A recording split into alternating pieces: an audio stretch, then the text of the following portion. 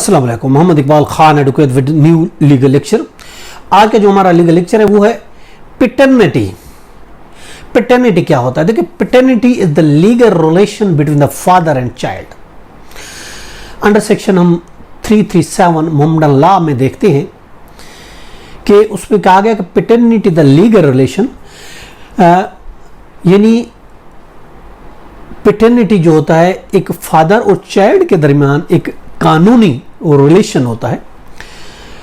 और ये किस तरीके से कायम होती है, इसके लिए अंडर सेक्शन 339 है मोहम्मदन लॉ का। वो कहता है पैटर्निटी कब इस्टैब्लिश होती है? बच्चे के वालिदैन के दरमियान शादी से पैटर्निटी साबित होती है।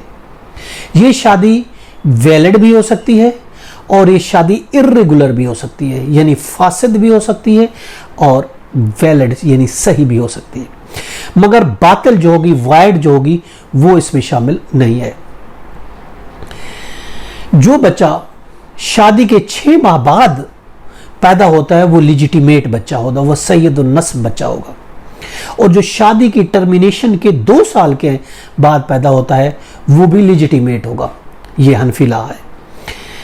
मालिकी शाफी के मुताबिक 4 साल और शिया के मुताबिक 10 महीने, यानी शादी की टर्मिनेशन के बाद 10 महीने बाद पैदा होने वाला बच्चा लिजिटिमेट बच्चा कहलाएगा।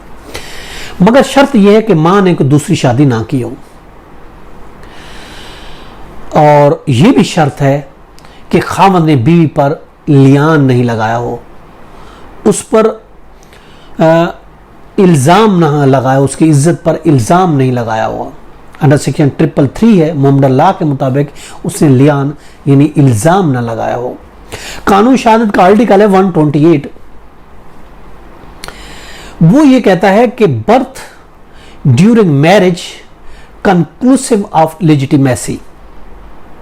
जो बच्चा शादी के 6 माह बाद पैदा हो या शादी के दौरान या शादी की मनसूखी के 2 साल के अंदर पैदा हो, वो बच्चा सही और नस्ब होगा, बशर्ते के खामद ने इनकार ना किया हो, उसको डिसोन ना किया हो। ऐसे बच्चे के डीएनए टेस्ट भी नहीं किया जाएगा। Only father can challenge the paternity of the child. सिर्फ बाप बच्चे की पैटर्निटी को चैलेंज कर सकता है। अंडर आर्टिकल है 128 कानूनी शहादत ऑर्डिनेंस, अगर बाप डिनाई करता है कि तो उसको चाहिए कि वो बच्चे की पैदाइश के 40 दिन के अंदर अंदर उसको चैलेंज कर सकता है कि ये बच्चा मेरा नहीं है। 40 दिन के अंदर अंदर अगर वो डिनाई नहीं करता तो बाद में वो काबिल कबूल नहीं होगा। अगर बाद में वो डिनाई करता है कि ये मेरा बच्चा नहीं है, उसके लिए हम कुछ आपको रूलिंग देते हैं। PLD 2015 है, सुप्रीम कोर्ट पेज 327 है, गजाला तहसीन वर्सेस गुलाम दस्तगीर खान। इसमें दोनों की शादी हुई, मियां बीवी की, यानी गजाला और दस्तगीर की शादी हुई। उसमें 2 बच्चे, एक लड़का और लड़की पैदा हुई। मां ने दोनों बच्चों के मेंटेनेंस का केस फाइल किया। बाप ने डिनाई किया कि ये तो मेरे बच्चे नहीं हैं, तो अपील मां के हक में हुई। हाई कोर्ट ने बाप के हक में फैसला किया, सुप्रीम कोर्ट ने फिर मां के हक में फैसला दे दिया कि ये बच्चे बाप के ही हैं, उसको खर्चा देना पड़ेगा। यानी समटाइम खर्चा से बचने के लिए भी बाप वल्दियत से डिनाई करता है कि ये मेरे बच्चे नहीं हैं। दूसरा केस बता रहे PLD 2019 सुप्रीम कोर्ट है, पेज 449 है। ये केस था मुसम्मत लैला कयूम वर्सेस फवाद कयूम के बीच में। फवाद ने लैला को अपनी बहन मानने से इनकार किया था कि ये मेरी बहन नहीं है, और उसने केस फाइल किया डिक्लेरेशन का कि ये मेरी बहन नहीं है, लैला मेरी बहन नहीं है। और उसके जो कागजात थे, जो शनाख्ती कार्ड था और दूसरे डॉक्यूमेंट थे, वो उसने कैंसलेशन के लिए केस फाइल किया।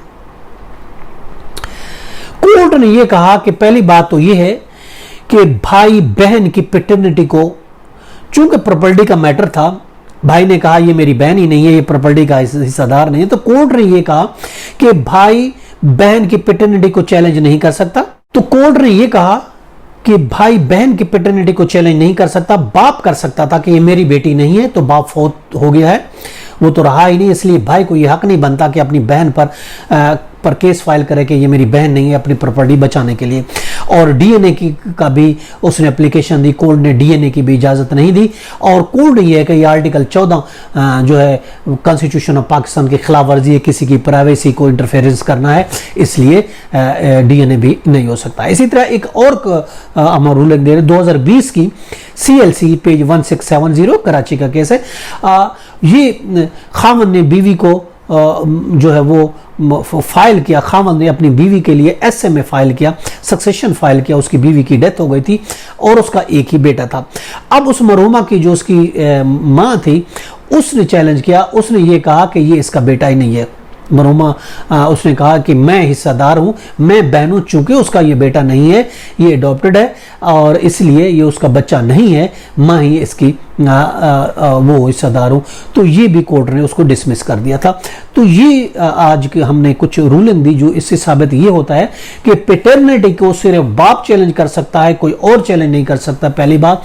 दूसरी बात यह कि अगर वो चैलेंज करता है पैटर्निटी को तो उस सूरत में बच्चे के पैदा होने के 40 दिन के अंदर अंदर उसको चैलेंज करना पड़ेगा, वरना फिर ये एक्सेप्ट नहीं होगा। और उसके अलावा वैसे भी जो शादी के दौरान बच्चा पैदा होता है वो बाप का बच्चा पैदा होगा, और जो शादी के 6 महीने के बाद पैदा होता है, ये शादी की टर्मिनेशन के 2 साल के बाद भी पैदा होता है, तो भी वो बच्चा हनफी लॉ के मुताबिक बाप का ही कहलाएगा। अगर बाप कहता है नहीं है तो 40 दिन के अंदर अंदर इस चीज़ को चैलेंज करें, तब पॉसिबल है, अदरवाइज नहीं है। ये था आज का लेक्चर, इसके साथ मुझे इजाज़त दें, कर फिर मिलेंगे। हैव अ नाइस डे, अल्लाह हाफ़िज़।